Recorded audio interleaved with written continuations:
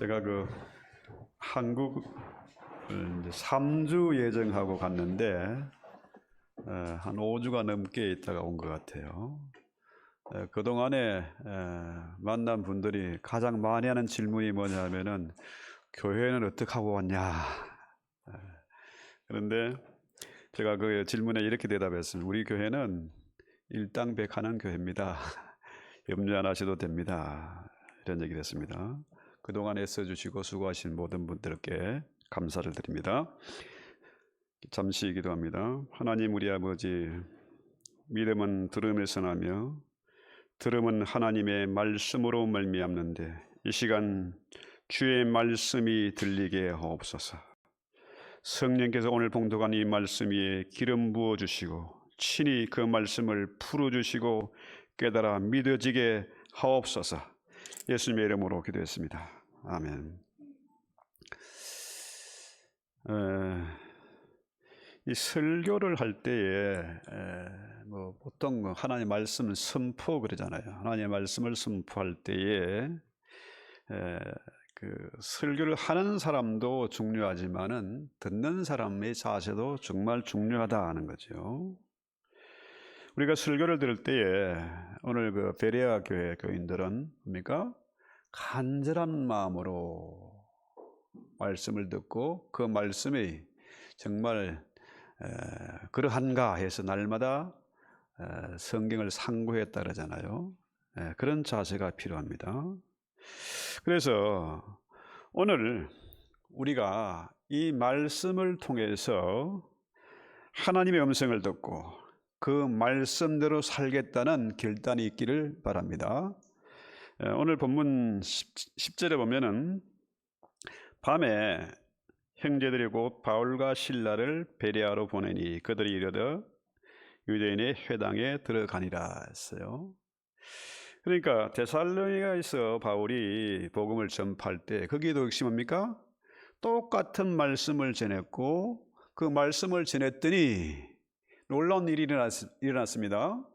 어떠냐 하면은 그 말씀을 듣고 많은 사람들이 헬라의 기부인들과 남자들도 복음을 듣고 그 말씀을 믿고 은혜가 충만했죠.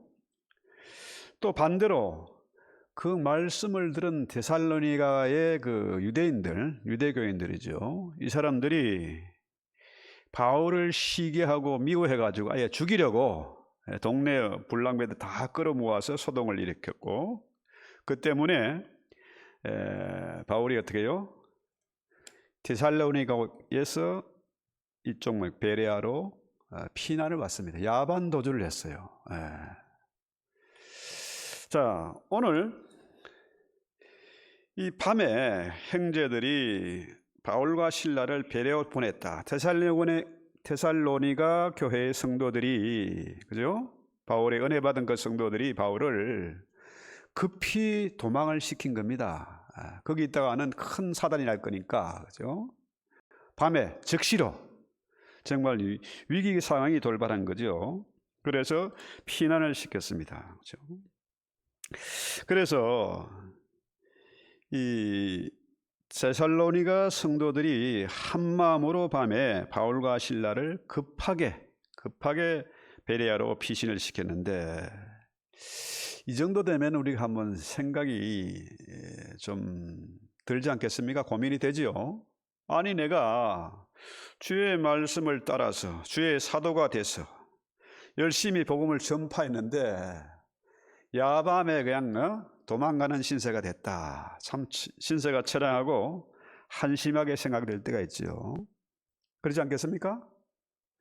저 역시도 이 나이가 되기까지 열심히 나름대로 딴짓 안 하고 여기까지 살아왔는데 제 자신이 생각해도 참 한심하게 생각될 때가 있어요. 돈 때문에 수치와 괴로움을 당하기도 하고 사람들의 조롱거리가 되기도 하고 가정에 불화가 일어나기도 하고 이럴 때 어떤 생각이 들겠습니까? 그죠? 내가 열심히 일한 결과가 고작 이것입니까? 그죠? 갈등할 수가 있어요. 그러나 바울은 그 어떤 환난과 핍박과 어려움 가운데서도 원망하거나 낙심하지 않았습니다. 왜? 바울을 변화시킨 주님이잖아요. 그죠? 자, 사울아 사울아 네가 어찌하여 나를 핍박하느냐? 주님의 음성을 들었어요. 그리고 완전히 꼬꾸라졌습니다. 그죠? 주님의 부르심을 받고 항복한 겁니다. 그죠? 그래서 이 말씀이 주님의 그 말씀이 바울을 변화시켰어요. 그러니까 어떤 경우에도 원망하거나 낙심하지 않고 열심히 사역을 하는 거죠. 자, 더 놀라운 것은 바울이 데살로니가에서 베레아로 피난을 왔잖아요. 그죠? 피난을 왔는데 바울이 가는 곳마다 먼저 어디에 들어갑니까? 유대교의 해당이 시나고게에 들어가는 거죠. 자, 유대교 교인들은 바울을 죽이기 전에는 그죠?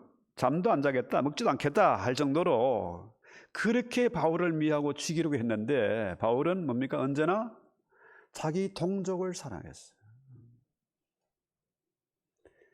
내 형제와 골육을 위해서는 내 이름을 아예 생명책에서 지워도 좋겠다. 모세도 그랬고 바울도 그러했어요. 그래서 언제나 사도행전의 말씀도 그거 아닙니까? 먼저 예루살렘과 온 유대와 사마리아와 땅끝까지 이르러 내 복음의 성인이 되라. 그죠? 먼저 가장 중요한 건 뭡니까? 한 가족입니다. 내 이웃이고 친척이고 내 동족이 먼저잖아요. 그죠? 그 다음에 온 유대와 사마리아와 땅끝까지. 그죠? 자, 정말 우리가 주님의 말씀을 믿는다고 하면은, 우리가 진정한 크리스찬이라고 하면은 어떻게 됩니까? 서로 사랑해야 마땅합니다. 서로 용서하고 하나가 돼야 마땅하잖아요. 그죠? 그런데 싸움이 일어나고 가정이 깨지고 교회가 분열하고 이게 뭡니까? 참 이해가 되지 않을 때가 많죠.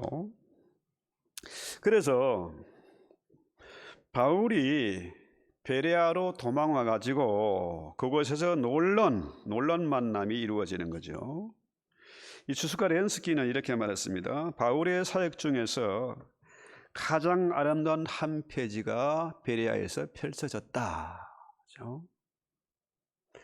정말로 야밤 도주를 해서 기진한 몸으로 도망왔는데 그곳에서 놀라운 만남이 이루어졌다. 이런 얘기죠. 보통 베레아 하면은 한국에서는 뭡니까? 베레아 2단. 그죠? 2단들이 정말 중요한 것들을 선점을 해요. 감람나무, 생명나무, 무슨 어린 양, 이런 또 베레아 이런 좋은 것들은 자기들이 먼저 딱 차지했어요. 그래서 기존 교회 성도들이 이 베레아 하면 이상하게 생각이 되거든요. 그런데 오늘 성경에서 뭐라 그래요? 11절. 베레아에 있는 사람들은 데살로니가에 있는 사람들보다 더 너그러워서 간절한 마음으로 말씀을 받고 이것이 그러한가에 날마다 성경을 상고했다. 그렇죠? 자, 데살로니가 사람보다 더 너그러워서, 이 말은 다른 성경에서는 더 신사적이어서 이렇게 표현하기도 하고 하는데요. 어쨌거나 이 뜻은 아주 고상하고 지성적이다, 신사적이다, 뭐 이런 뜻입니다. 그래서 교회 성도나 목회자들은 정말로 고상한 사람, 지적이고 또 뭡니까? 신사가 돼야 돼요. 서로 시기하고 싸우고, 그죠? 성질 까칠하게 하고 이렇게 안 된다는 거죠. 베레아 사람들은 바울의 말씀을 듣고, 그죠? 놀랍게 변했어요. 말씀에 능력이 있는 겁니다.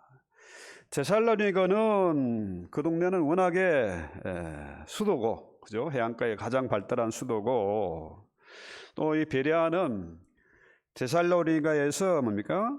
한 50마일 떨어진 그래서 한 4일 이상 가는 그런 아주 시골의 그런 촌동네입니다. 그죠? 그런데 도시 사람들은 뭡니까? 한국에서도 서울 깍쟁이 그러고 눈 감으면 코도 베간다 뭐 그런 말 하지 않습니까? 그런데 이 베레아 사람들은 아주 신사적이고 고상하고 지적인 사람들이었다. 너그러운 사람들이었다. 이 얘기죠. 그래서 이 사람들은 거칠지 않고 부드러운 마음을 가졌기 때문에 남의 말을 들을 준비가 돼 있다. 하나님의 말씀을 들을 귀가 열려 있다. 이런 얘기입니다. 그렇죠? 편견이 없어요. 근데 요즘 현대인들은 너무 똑똑하고 아는 게 많고, 그죠? 철저히 뭡니까? 자기 중심이라 내 생각으로 꽉 차 있어서 남의 말을 잘 안 들으려고 그래. 지가 최고인 줄 알고, 그죠? 지 말만 한참 떠들고 남의 말 하는데도 탁탁 끊어버리고, 그죠? 아주 그런 사람입니까? 그런 사람은 주변에 친구가 없어요. 사람이 있다가도 도망가죠. 그런데 이 베레아 사람들은 데살로니가 사람들보다 더 너그럽고 간절한 마음으로 말씀을 받았다. 그래서 이것이 진짠가 하고 성경을 날마다 상고했다. 그죠? 그렇습니다. 오늘 우리가 이 말씀을 들을 때에 이 베레아 사람들처럼 간절한 마음으로 들어야 돼요. 잘하는 마음으로 편견 없이 들어야 되고, 목사가 오늘 거짓말하고 사기치 않나, 엉뚱한 소리 하지 않나 하고 잘 살펴봐야 돼요. 그래서 간절한 마음이 있어야 어떻게 해요? 하나님의 말씀이 들려. 내 마음의 문이 열리니까. 그죠? 계시록의 말씀대로 볼지어다 내가 문 밖에 서서 두드리노니 누구든지 문을 열면은 내 마음의 문이 열려야 주님이 들어오신다는 거죠. 서로 먹고 마시는 그런 아주 친밀한 부부 같은 관계가 된다 얘기죠. 그래서 오늘 우리는 이 간절한 마음이 있어야 된다. 간절한 마음. 자, 이 시간에 언제 끝나나 시계 들여다보고, 아니면 뭡니까? 딴 생각하고 졸리고, 그죠? 이런 마음이 아니라 간절한 마음이 있어야 되고, 두 번째로는 바울의 전하는 복음을 들으면서 이것이 그러한가 하여 날마다 성경을 상고했다. 이렇게 바울이 전한 내용 뭘 얘기했겠습니까? 아무래도 그 당시에는 신약 성경이 쓰이지 않았잖아요. 그러니까 바울의 설교는 구약을 인용한 그런 설교였을 겁니다. 그러니까 유대인들이 바울을 미워하고 시기한, 죽이려고 한 그 원인이 뭐냐? 가장 중요한 것이 이사야 53장입니다. 이사야 53장에 보면은 그리스도의 고난이 나오죠. 하나님의 아들 이 메시아가 고난당하는 종으로 나오는 겁니다. 그죠? 그러니까 유대인들의 입장에서 이 고난당하는 메시아는 도무지 이해가 안 돼. 내 마음에 안 들어. 그런 메시아는 필요가 없어. 그죠? 어쨌거나 유대인들의 편이 되어서 원수를 물리치고 로마의 압제에서 해방을 주고 폼나게 그렇게 살게 하는 것이 자기들이 기다리는 메시아인데, 고난당하는 메시아, 그죠? 십자가에 달려 죽었다가 다시 살아나는 그런 메시아는 인정이 안 되는 겁니다. 그 당시에 유대인들뿐만 아니라 지금도 옵니까? 유대인들은 다윗과 같은 메시아가 나타나기를 기다려요. 천하를 통일하고 폼나게 왕국을 건설하는 그런 메시아를 기다리는 거죠. 그래서 바울이 이사야의 말씀을 인용해서 그 메시아가 우리를 위해서 고난을 당하시고 십자가에 지고 죽음을 당하시고 그 다음에 부활하셔서 우리와 함께 하신다. 하나님은 독생자 예수를 아낌없이 우리에게 내어주실 만큼 사랑하신 분이고 지금까지 참아 기다리시는 분이다. 이 내용을 이 베레아 교인들에게, 데살로니가 교인들에게 그대로 설교한 거 아니겠습니까? 그랬더니 이 사람들이 그 말씀이 진짜 맞나? 생전 처음 들어본 소리인데 이게 말씀이 참으로 그러한가 해서 날마다 말씀을 상고하고 연구하고 또 바울을 만나서 또 물어보기도 하고 가르침을 받았다, 이런 얘기죠. 그래서 이 말씀을 상고한다, 이걸 생각하면서 요즘은 유튜브가 참 너무 잘 돼 있어 가지고 제가 서울에서 목회할 때만 해도요, 이 홈페이지에 설교 동영상 5개 이상을 못 올렸어요. 지금은 뭐 전 세계 교회와 뭐 성도들 뭐 온갖 유튜브를 이 사람들이 얼마나 많이 올립니까? 그래도 얼마든지 그 설교를 2번, 3번, 10번이고 다 들을 수 있습니다. 그런데 저는 이제 시골에 자라가지고 소가 대책임질하는 걸 봅니다. 이 소가 덩치는 크지요. 많이 먹어야 되잖아요. 그러니까 남들이 먹기 전에 내가 많이 먹어야 돼. 많이 먹고는 어떻게 해요? 그게 소화가 되겠습니까? 그러니까 다시 끄집어내가지고 대책임질을 하는 겁니다. 그래야 그 음식이 소화가 되고 피가 되고 살이 되는 거죠. 요즘은 그래서 이렇게 정말 말씀이 홍수처럼 쏟아 나오는 시대에 정말 베레아 사람들처럼 말씀을 상고하고 말씀을 사모하고 그런 사람들이 얼마나 되겠느냐는 거죠. 이게 참 중요한 것 같아요. 서울에 열린교회 목사님 한 분이 같은 노예에 있었는데요, 그분은 새신자 교육을 딴 거 안 해요. 자기 주일 설교를 계속 듣게 하는 겁니다. 그거 검사하는 거예요. 지금 상당히 엄청난 큰 교회가 되었습니다. 어쨌거나 오늘 제가 잠깐 이래 설교를 하지만은 이 말씀을 한 주간 내내 책임질을 해라는 얘기죠. 강 목사가 엉터리 설교했는지 아니면 사기를 쳤는지 한번 대책임질을 해보라는 거예요.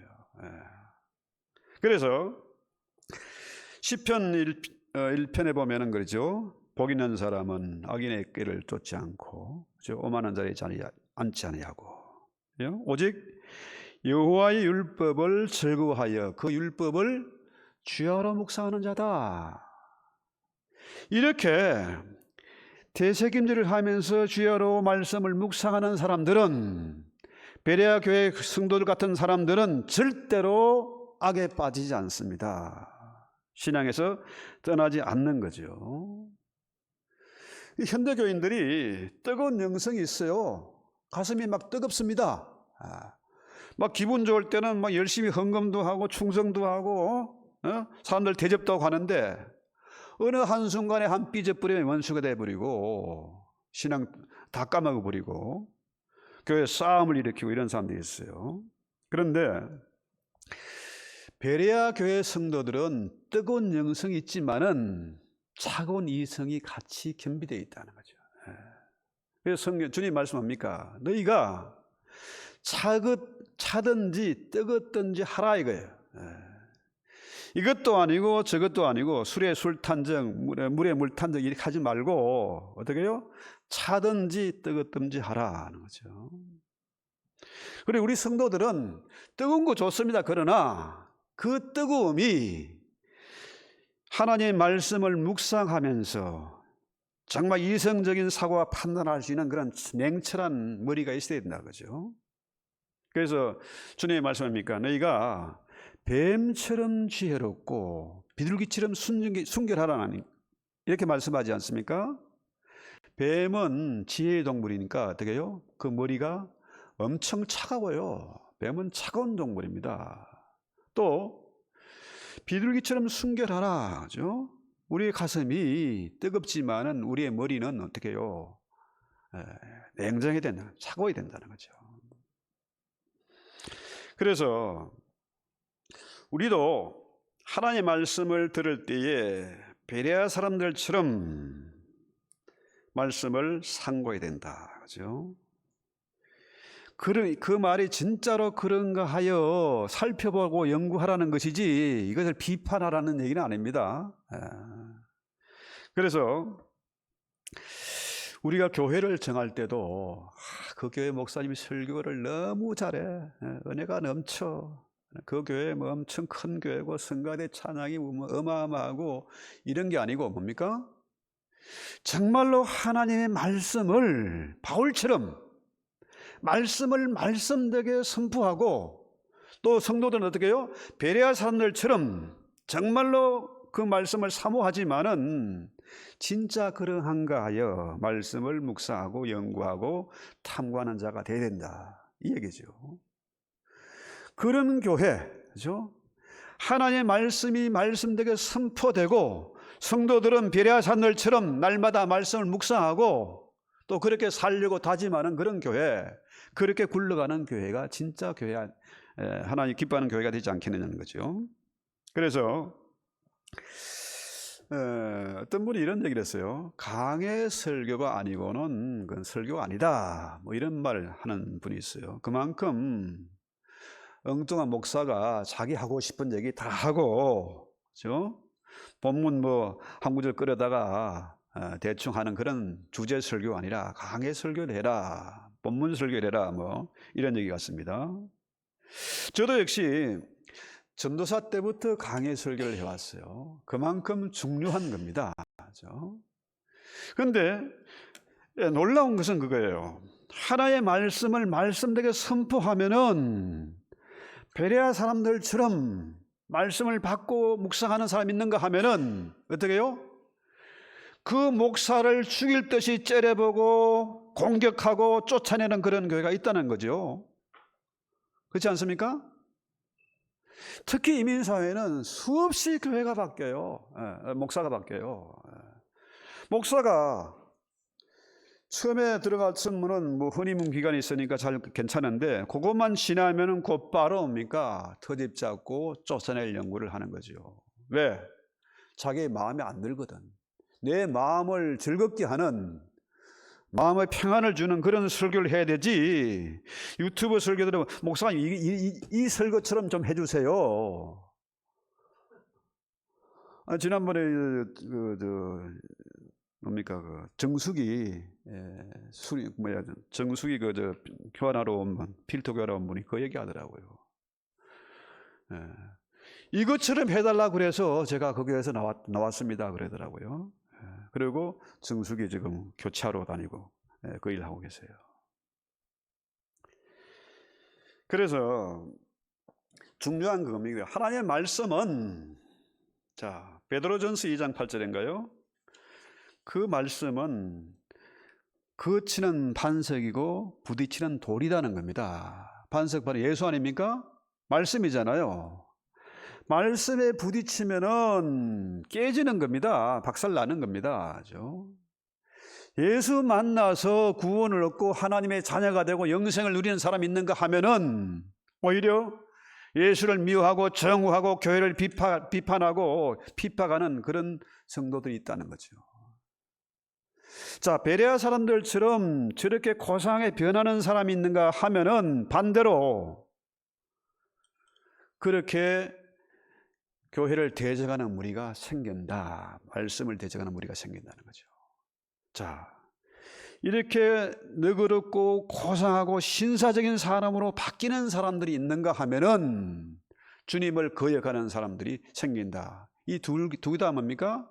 이쪽도 말씀의 능력이 사람을 변화시키고, 반대편에 이 사람들도 역시 뭡니까? 하나님의 말씀의 능력은 저들을 예수를 대적하게 만들고 교회를 핍박하게 만들 수도 있다는 거예요. 이것이 하나님의 말씀의 능력이라는 거죠. 그래서 14절에 보면요, 형제들아 곧 바울을 내보내어 바다까지 가게 하되 실라와 디모데는 아직 거기 머물더라. 이게 참 중요한 얘기인데요. 데살로니가 교회에서 바울을 시기하고 바울을 죽이려 하던 자들, 그 불량배들이 이 베레아까지 한 50마일 되는, 한 사흘길이나 되는 그런 데까지 찾아와서 또 난동을 부리는 겁니다. 그만큼 예수가 미운 거라. 저건 죽여야 돼. 저건 반역자고 죽여야 돼. 그렇게 교회를 핍박하는 거죠. 참 대단한 사람들입니다. 그죠? 그래서 이들이 한번 데살로니가에서 사람들을 선동해가지고 바울을 내쫓은 경험이 있지 않습니까? 한번 선동을 하고 한번 속을 일으키긴 쉬워요. 한번 하고 나면 두 번째는 쉽다는 거죠. 거기서 한번 재미를 봤으니까 이번에 뭡니까? 그 먼 길을 찾아와 가지고 또 땡깡을 부리는 겁니다. 그런데 바울이 야밤에 베레아까지 도망간 걸 그들이 어떻게 알았겠어요? 이 베레아에서 역시 뭡니까? 그들에게 알려준 스파이가 있었다는 거죠. 그러니까 사흘 길을 걸어가서 그들에게 고자질을 하고, 또 그것들은 돈도 안 되는 그 일에 또 먼 길을 달려와서 또 깽판을 부리고, 이거 뭡니까? 대단한 열심 아닙니까? 와. 물론 신실한 크리스찬들도 열심히 있는데 반대편에 있는 무리들은 더 열심히 있어요. 대단한 거죠. 이 선동을 하면은 많은 사람들이 그 선동에 넘어갑니다. 그렇죠?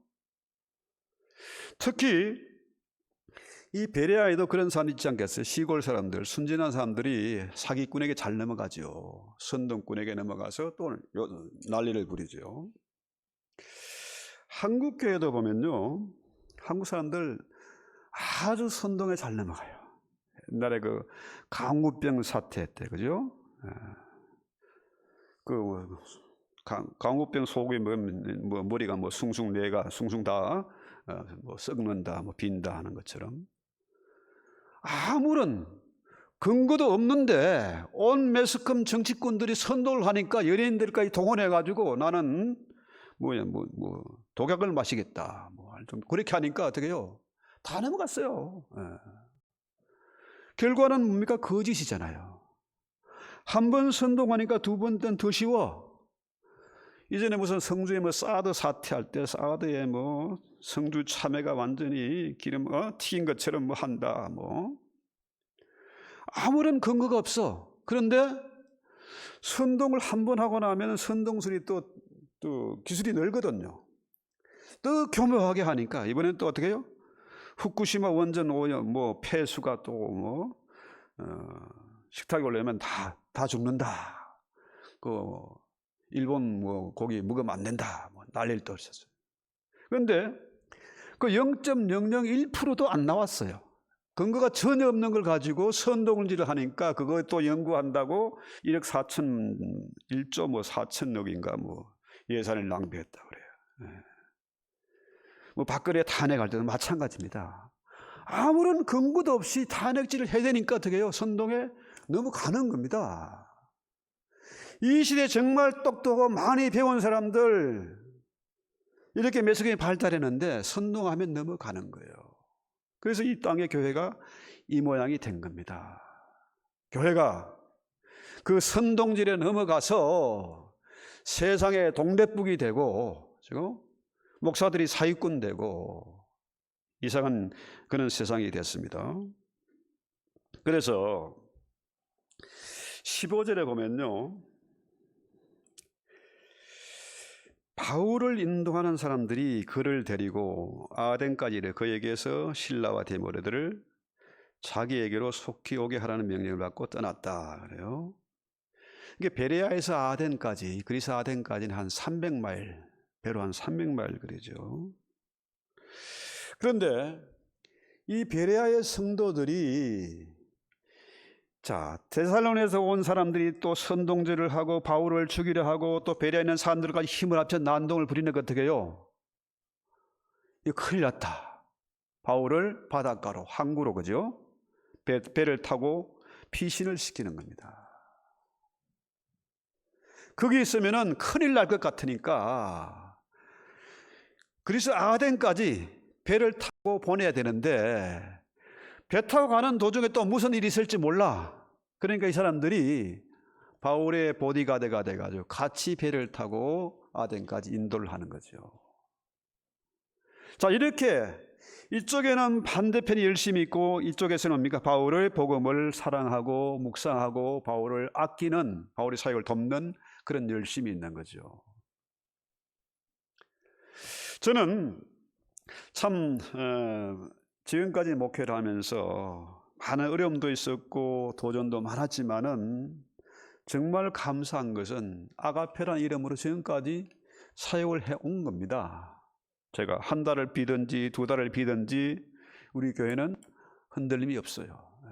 너무 감사하고 또 여러분들이 참 자랑스럽죠. 그런데 바울은 이렇게 바울을 위해서는 목숨까지 내놓는 그런 신실한 그 성도들이 있었고, 또 바울은 혼자 뭘 일하는 것이 아니라 언제나 뭡니까? 바울은 자기의 팀인 우리입니다. 우리 팀사역을 했어요. 팀사역. 그래서 한국 사람들이 정말 제일 못하는 것, 그렇게 똑똑하고 잘난 사람들이 잘하는 게 너무너무 많은데 제일 못하는 게 뭐예요? 팀사역이에요. 지 혼자 잘난 맛에 살고 지 맛대로 하고 싶지 남의 밑에 가서 하기 싫고 같이 동력하는 거 너무너무 싫은 거라. 그런데 주의 일은 뭡니까? 혼자 하는 게 아닙니다. 바울처럼 팀이 이루어져야 돼요. 한 가지 뜻을 품고 한 팀이 돼서 주의 나라를 위해서 일하는 거죠. 지금 이 시대는 정말 세상이 급박하게 돌아갑니다. 급박하게. 앞으로 조만간 남북 한해도 엄청난 정말 세상이 경천동지할 만한 일들이 일어날 것이고 조만간 통일이 될 겁니다. 왜? 북한이 망했죠. 러시아도 망했죠. 전쟁하느라고. 중국은 더 망했죠. 네. 지금 전 세계 견제가 들어가니까. 알리나 테무나 이런 데 보세요. 정말로 예를 들어서 한 500불짜리 물건을 100불 이하에 팝니다. 왜? 어마한 물건을 카피해가지고 나무 육수를 훔쳐서 좌우지간 많이 만들어서 그동안의 기술도 많이 늘어났습니다. 퀄리티도 훨씬 좋아졌어요. 그런데 그 팔리지 않는 물건들이 산더미처럼 쌓여있는 거예요. 나라가 망해 생긴 겁니다. 그러니까 말도 안 되는 가격으로 덤핑으로 지금 계속 수출하고 있습니다. 근데 그마저도 지금 재미를 못 봐. 그래서 그러면 단 하나 남은 나라 일본은 이미 망했어요. 그거. 남의 나라 남의 불행이 내 행복은 아니지만은 국제 정세가 하나님의 섭리 가운데에 통일이 될 수밖에 없습니다. 미국이 중국을 견제할 힘이 없어요.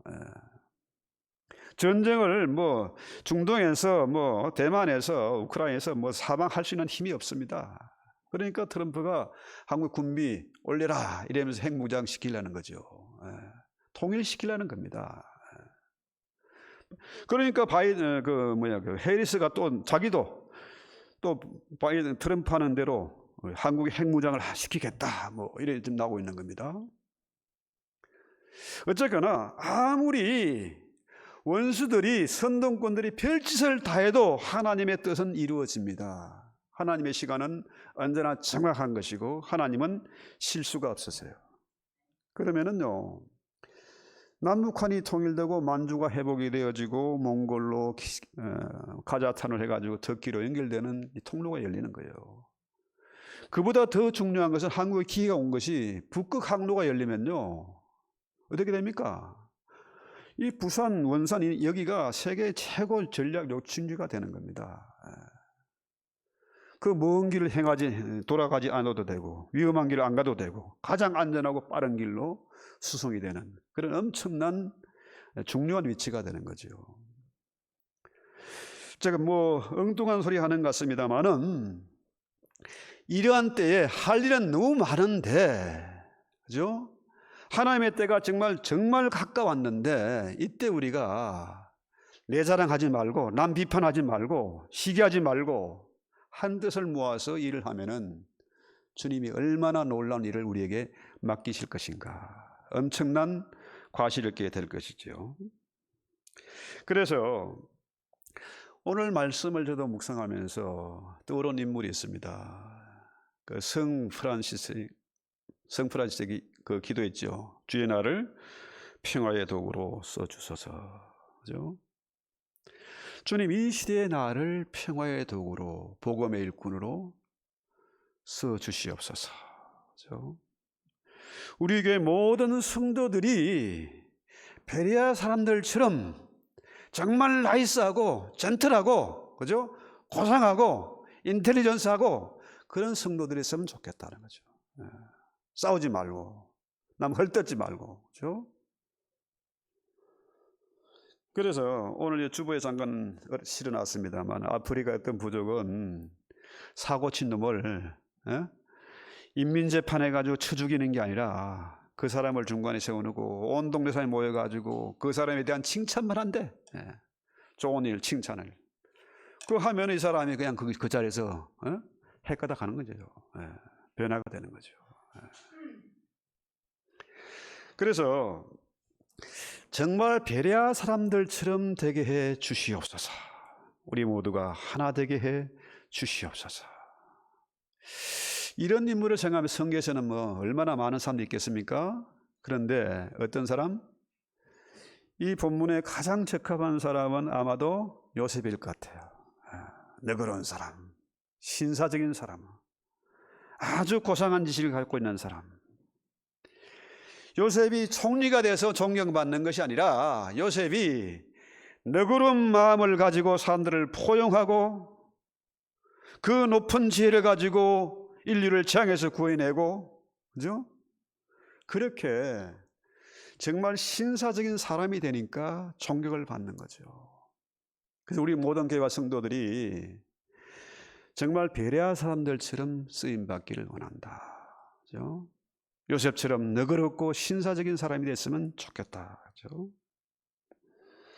그래서 이런 결심을 가지고 정말로 우리가 생각하면은 머리가 지긋지긋 아픈 사람이 있습니다. 제가 한국에 있을 때 정말 제가 사랑하고 존경하고 20년 이상을 형제처럼 지내는 사람이, 제가 우리 학교 홍보물 아침에 시간 날 때 기도 부탁한다는 뜻으로 그걸 보내는데, 거기다 대고 뭐라고 딱 써놨는가 하면은, 이 홍보물을 자랑하려고 보냈냐? 지가 무슨 총장이냐? 무슨 박사냐?